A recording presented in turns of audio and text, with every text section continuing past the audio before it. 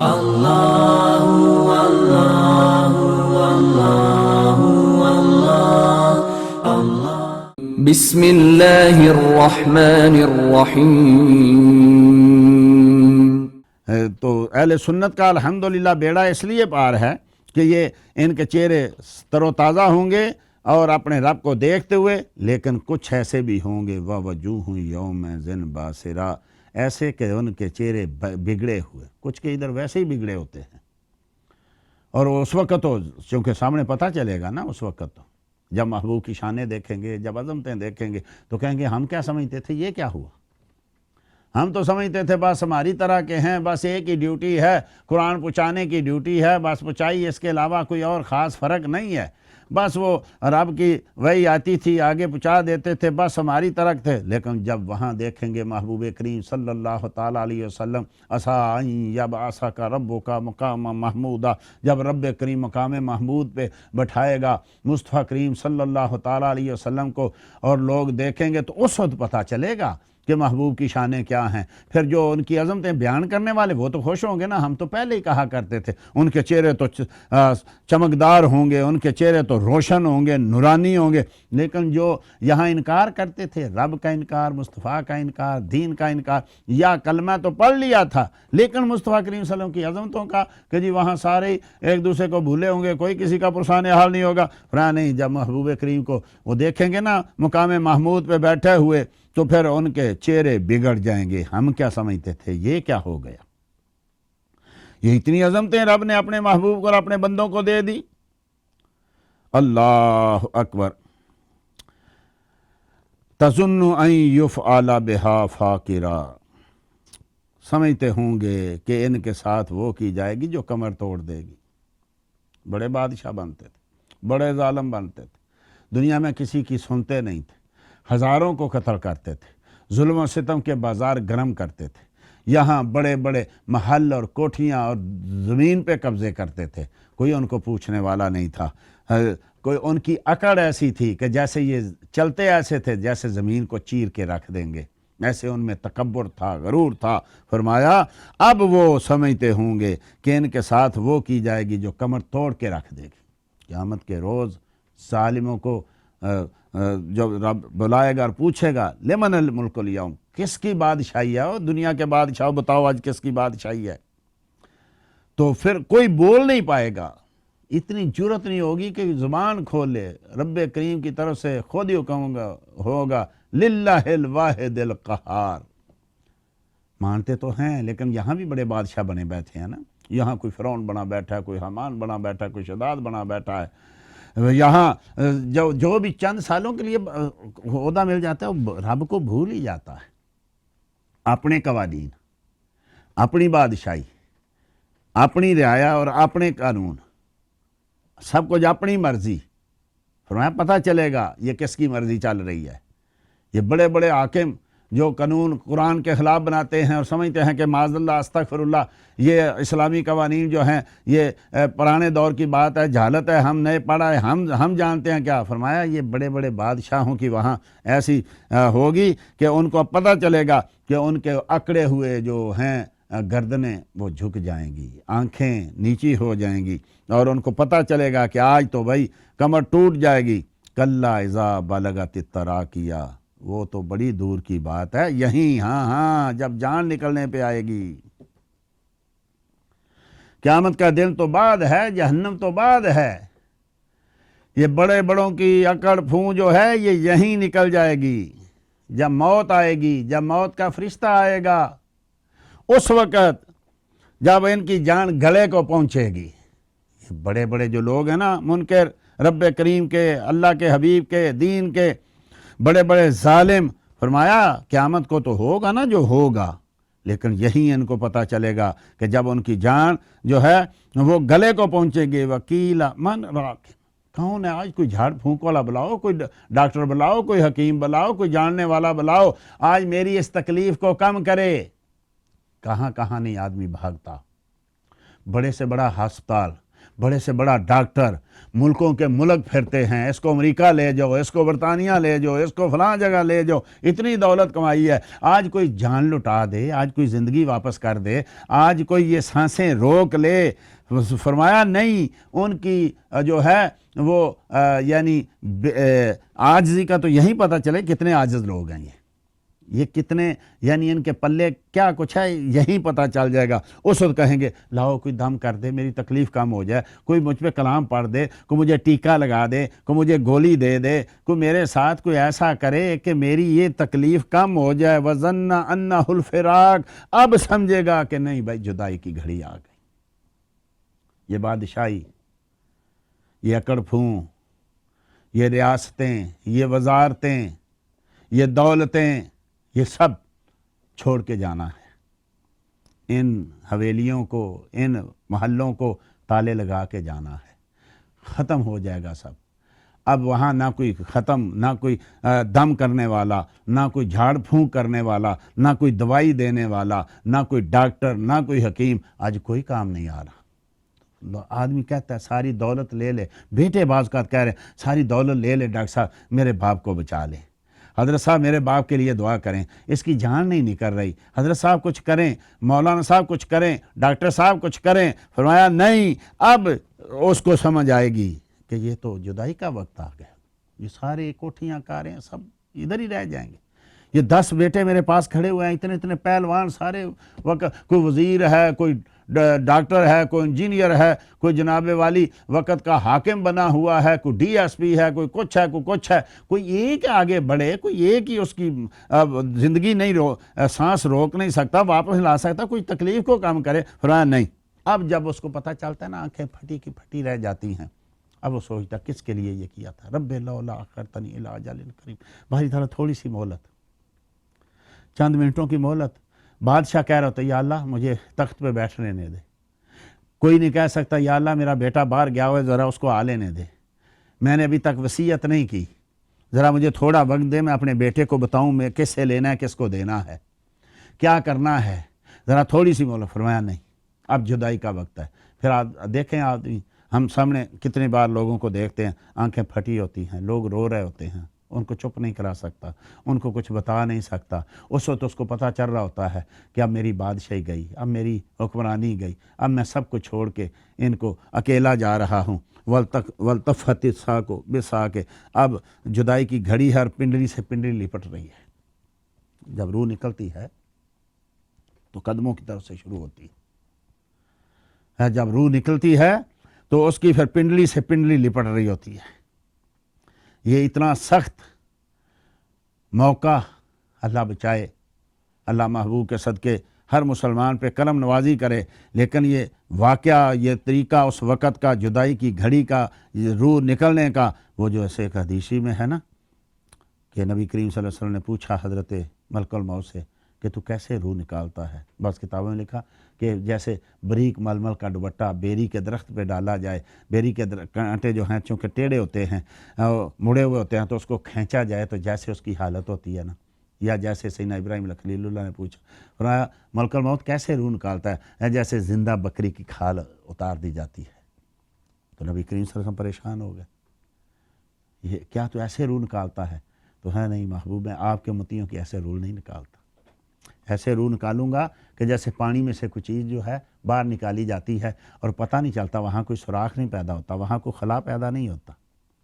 تو ہے والتفت الساق بالساق، اور پنڈلی کے ساتھ پنڈلی لپٹ جائے گی۔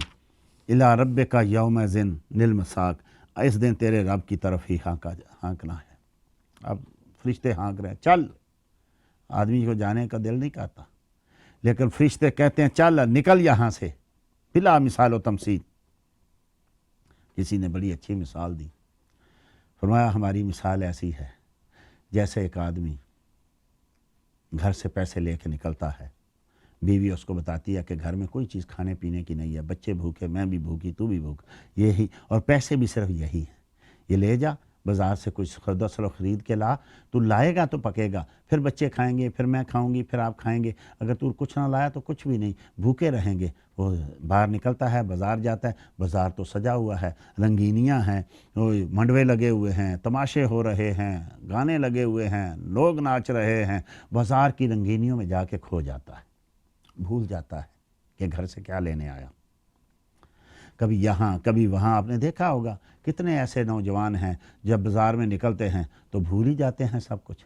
ہمیں یہ دنیا کا بازار لگا ہوا ہے، ہم وہاں سے کچھ خریدنے کے لیے آئے تھے، ہم یہاں سے وہاں سے کچھ لینے کے لیے آئے تھے۔ رب کریم نے ہماری ڈیوٹی لگائی تھی، ہم نے وہاں وعدے کیے تھے کچھ، وہ وعدے ہم یہاں آ کے جب دنیا کی رنگینیوں میں ہم آئے تو سب کچھ بھول گئے۔ اس نوجوان کی طرح جو گھر سے کچھ خرید و فروخت کرنے کے لیے نکلا تھا، جب شام پڑی، جب بازار بند ہونے لگے تو اس کو یاد آیا، اوہو میں تو کچھ لینے آیا تھا، لیکن جب دیکھتا ہے جیب میں ہاتھ ڈالتا ہے تو وہ تو کچھ جیب کترا اڑا چکا ہوتا ہے، اب جیب خالی ہے۔ اب اگر خریدا بھی کچھ نہیں، گھر جاؤں تو بچے کپڑے پھاڑیں گے، گھر جاؤں تو بیوی پوچھے گی صبح سے گیا تھا کیا لے کے آیا، میرے پاس تو کچھ بھی نہیں، جو تھا وہ بھی میں لٹا چکا۔ اب وہ گھر جانا نہیں چاہتا، اور چوکیدار آ کے اس کو وہاں رہنے نہیں دیتا، اس کو دھکے دیتا ہے، چل دکانیں بند ہوں گی، چل بازار بند ہو گئے، چل تو اپنے یہاں سے نکل۔ اب گھر جانا نہیں چاہتا، وہاں سے کوئی رہنے نہیں دیتا، شام پہ بن شام محمد گھر جاندی نے ڈرنا۔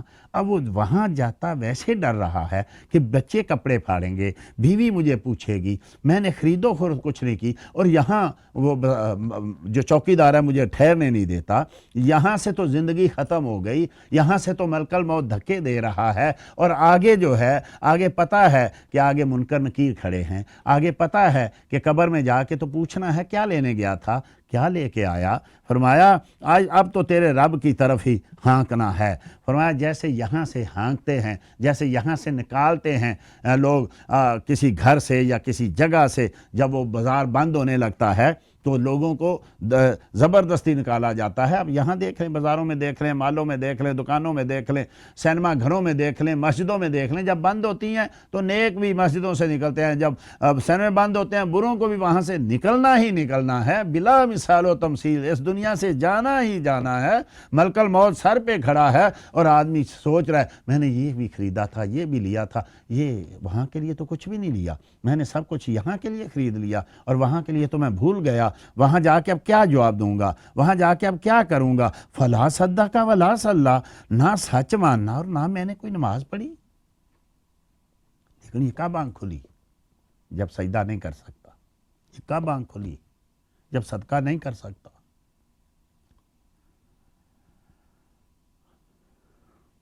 جب ہاتھ میں کچھ نہیں ہے۔ آنکھ اس وقت کھلی جب سورج غروب ہو چکا تھا، جب کارخانے بند ہو چکے تھے، جب دکانیں بند ہو چکی تھی، اب خرید و فروخت کا بازار بند ہو گیا۔ وما خلقت الجن والانس الا لیعبدون، میں نے تو پیدا ہی اس لیے کیا تھا کہ تو عبادت کرے، لیکن یہاں آ کے تو نے کیا، اتنے قرآن آیا، اتنے نیک لوگ آئے، امام آئے، اتنے واعظ آئے، اتنے علماء آئے، اتنے خطیب آئے، اتنے صوفیاء آئے، سب سمجھاتے رہے تجھے، تو کسی کی نہ ماننا، کسی کو تو نے سچ نہ ماننا۔ فلا صدق، تو نے کسی کی تصدیق نہ کی، کسی کو سچا نہ ماننا۔ ولا صلی، تو نے کبھی نماز نہیں پڑھی۔ ہزاروں لوگ ہیں جن کو نماز آتی تک نہیں، ہزاروں لوگ ہیں جن کو پتہ تک نہیں ہے، لیکن جب دین کی بات کریں تو آگے سے ایسے جھٹلاتے ہیں، وہ سمجھتے ہیں کہ یہ تو مسئلہ ہی کوئی نہیں ہے۔ عجیب دور ہے، عجیب معاملہ ہے۔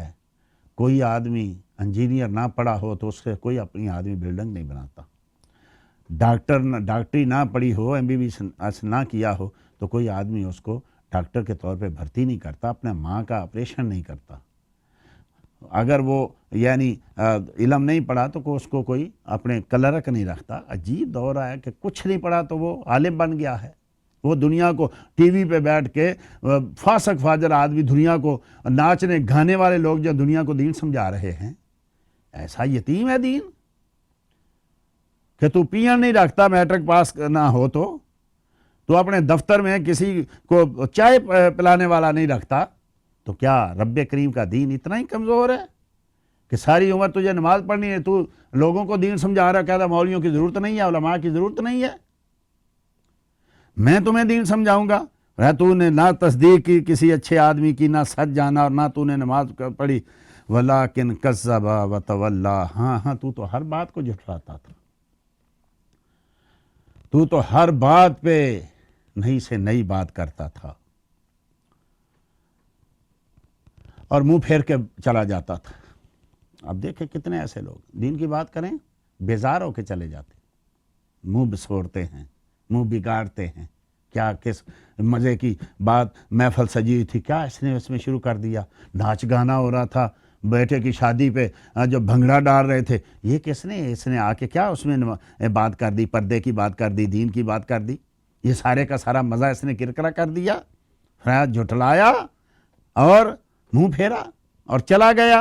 ثم ذهب الى اهله يتمطى، اور اپنے گھر کو اکڑتا ہوا چلا، اکڑتا ہوا اپنے گھر والوں کے، چھوڑو ان کو، گھر میں چل کے موج کرتے ہیں، اپنی بیوی بچوں کے ساتھ عیاشی کرتے ہیں۔ فرمایا تو مسجدوں سے بھاگا، تو دین سے بھاگا، تو نماز سے بھاگا، تو نے ہر چیز کو جھٹلایا، اور اس لیے کہ تیری بڑی کوٹھی ہے، بڑا کارخانہ ہے، وہاں کوئی جا نہیں سکتا، اس لیے تو اکڑتا ہوا گھر میں چلا، اولا لکف، اب تیری بربادی آئی۔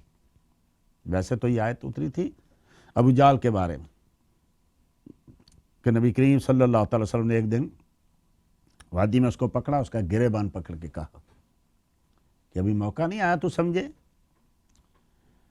تو ایسے وہ جو ہے جھٹلایا، نماز کو جھٹلایا، نبی کریم کو جھٹلایا اور اکڑتا ہوا چلا گیا۔ فرمایا اولا لکف اولا، تیری خرابی آ لگی، تیری بربادی اب قریب ہوئی کہ ہوئی، اولا اقرب، تیری بربادی قریب آئی، تیری بربادی خرابی آ لگی، ثم اولا لکف اولا، 4 بار رب کریم نے، اب بس تیری بربادی کے دن ہیں، اب بس تیری بربادی آئی کہ اولا قریب تر۔ اب اسی آیت کو ذرا دوسری جگہ پڑھیں، یہاں جو معنی سب نے یہی کیا، قریب آ گئی تیری بربادی، سب فرقے والوں نے۔ اب اسی لفظ کو دوسری جگہ پڑھیں، النبی اولا بالمؤمنین من انفسہم، یہ نبی مومنوں کی جانوں سے بھی زیادہ قریب ہے، اولا ہے، اقرب ہے۔ جان کہاں؟ جان آدمی کے روح میں، جسم کے ایک لوئیں میں، بال میں جان، لیکن فرمایا میرا محبوب مومنوں کی جانوں سے بھی زیادہ قریب ہے۔ یہاں فرمایا اولا لاکا، او ابو جال، او بربادی والے، تیری بربادی آئی کیا آئی، پھر کیسی بربادی ہے؟ وہ جو سب سے بڑا حاکم تھا، سب سے بڑا متکبر تھا، جس کا سر سمجھتے تھے سب سے زیادہ اونچا ہے، اس کو چھوٹے چھوٹے بچوں نے ذلیل و خال کر کے مار دیا۔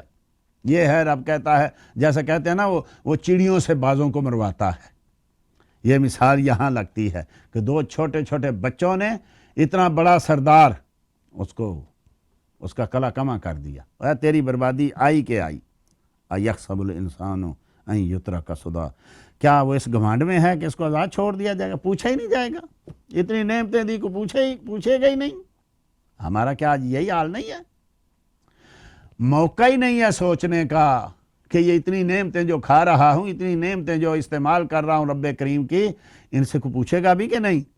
کتنے عجیب لوگ ہیں کہ ہر مہینے بعد یا ہر روز اپنے کلرک سے تو پوچھتے ہیں کہ کیا کیا، رپورٹ لیتے ہیں ہر مہینے میں، لیکن اپنی رپورٹ دینے کے لیے تیار نہیں ہیں کہ دن رات اتنی نعمتیں کھاتے ہیں، اتنی نعمتیں استعمال کرتے ہیں دن رات، کیا اس کا بھی حساب ہوگا کہ نہیں؟ اس کو بھی کو پوچھے گا کہ نہیں؟ سمجھتا ہے کہ مجھے آزاد چھوڑ دیا جائے گا، مجھے کو پوچھے گا ہی نہیں۔ ارے تو دیکھ تو صحیح، تو سوچ تو صحیح، تو تھا کیا؟ الم یکن نطفۃ من منی یمنا، کیا تو ایک پانی بوند کی منی کی گرائی نہیں تھی؟ کیا تھا تو؟ حضرت سیدنا عبداللہ بن مسعود رضی اللہ تعالیٰ نے دیکھا کہ جو ہے یعنی کیا نام ہے اس کا، 2 آدمی ایسے بیٹھے ہوئے ہیں اکڑ کے، چوکڑی مار کے، پاس جا کھڑے ہوئے، فرمایا عجیب آدمی ہے، ایسے اکڑ کے بیٹھے ہوئے، تمہیں پتہ نہیں ہے تم کون ہو؟ کہا کون ہے ہم؟ کہا وہی جو انسان کے 2 بار انسان کی گندی ترین جگہ سے خارج ہوئے، پہلے باپ سے پھر ماں سے۔ جو آدمی کہتے ہیں نا سیانے لوگ کہتے ہیں اپنی چادر دے کے پاؤں پھیلانے چاہیے کہ اپنے آپ کو پہلے دیکھو نا، بھئی تو کون ہے جو اتنی تم دیدہ دری سے مخالفت کر رہا ہے، دین کی، نبی کریم کی مخالفت کر رہا ہے، اسلام کی مخالفت کرتا ہے، رب کی توحید کی مخالفت، کون ہے تو وہی نہیں ہے؟ منی کا ایک گندا قطرہ جو ٹپکایا گیا، جو گرایا گیا ماں کے پیٹ میں، رحم میں، ثم کان علقۃ فخلق فسوی، پھر خون کی پھٹک بنا اور اس نے تجھے پیدا کیا، پھر ٹھیک کیا، خوبصورت بنایا۔ دیکھیں دنیا میں اور ہی مخلوق بہت، جانور دیکھ لیں، سانپ دیکھ لیں، بندر دیکھ لیں، یہ بکریاں دیکھ لیں، چند پرند دیکھ لیں، لیکن انسان دیکھیں، سبحان اللہ کتنا خوبصورت بنا ہے۔ اور سب سے زیادہ باغی بھی یہی ہو گیا، جس پہ اتنی محنت کی تھی، جس پہ اتنا کرم کیا تھا، جس پہ اتنا مہربانیاں کی تھی، وہی سب سے زیادہ فرمایا تو پانی کا قطرہ تھا، پھر تجھے خون کی پھٹک بنایا، پھر تجھے پیدا کیا، فسوا، پھر تجھے خوبصورت بنا دیا، جہاں ناک لگانا تھا وہیں لگایا، جہاں آنکھیں لگانی تھی وہیں لگائی، جہاں ہاتھ لگانے تھے وہیں لگائے، جہاں دل رکھنا تھا وہیں رکھا ہے۔ دیکھیے انسان، کائنات کی ساری کائنات، رب کی کائنات کو دیکھیں، اس میں انسان کو دیکھیں، سبحان اللہ۔ فجعل منہ الزوجین الذکر والانثی، پھر اس نے جوڑ بنا دیے، ایک مذکر بنایا، ایک مؤنث بنایا، ان میں محبت پیدا کی، دنیا میں ایک ایسی دنیا بنا دی کہ ساری کائنات کی حسن، ساری کائنات کی خوبصورتی، ساری کائنات کی رانائی جو ہے وہ اس میں رکھ دی۔